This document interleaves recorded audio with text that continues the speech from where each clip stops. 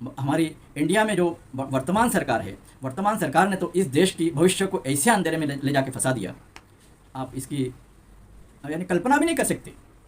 और ये प्रधानमंत्री, ये जो निकम्मा इस वक्त की जो प्रधानमंत्री बैठा हुआ है, ये ऐलान कर रहा है 2047 तक हम विकसित राष्ट्र बनाने की ये करेंगे। अच्छा, इन्होंने कहा था ना कि 2022 तक सबको घर, घर में नल, नल में जल, ये सब कहा था ना इन्होंने, मिला?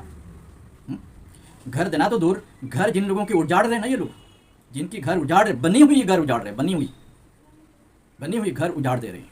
जगह जगह जहाँ भी इनकी सरकार है वहाँ बुलडोजर लगाकर बनी हुई बिल्डिंग से बिल्डिंग तबाह कर रहे हैं।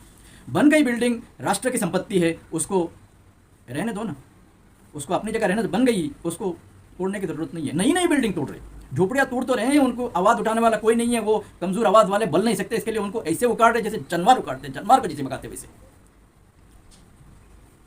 ऐसे इंसानों के ऊपर जुल्म कर रही है और बिल्डिंग तबाह कर रहे हैं। बनने का पैसे नहीं लगा, इसी देश से कमाया हुआ पैसा, ये जो लाखों करोड़ रुपया ये जो बुलडोजर लगा के भी, ये सरकारी खर्चा लग रही है ना, बुलडोजर दिन भर बुलडोजर चलाना, वो जो मशीन चल रहा है उसकी भी नुकसान, उसकी भी मेंटेनेंस है, जो उसके नीचे आदमी पुलिस वाले आप भेज रहे, ये भी खर्चा है ना।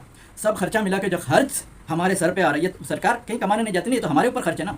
ये जो खर्च है, उस खर्च को बचाने के लिए सरकार अगर सिद्धांत कर, सरकार अगर फैसला लेती, जो जहाँ बन गया उसको वहाँ रहने दो, वो अवैध रह रहा है उसको निकाल दो, उसको हटा दो और उसकी डॉक्यूमेंट बनाने की कोशिश करो। उसकी डॉक्यूमेंट बनाकर अगर सही में उस आदमी की ये नहीं है, उसमें हक नहीं है, अधिकार नहीं है, कोर्ट में मामला डालो। अगर जिसने बनाया उसके अधिकार नहीं है तो दूसरे को दे दो, अलॉट कर दो। कितने लोगों का घर नहीं है, हज़ारों लाखों लोग हैं जिनकी घर नहीं है, उनको दे दो।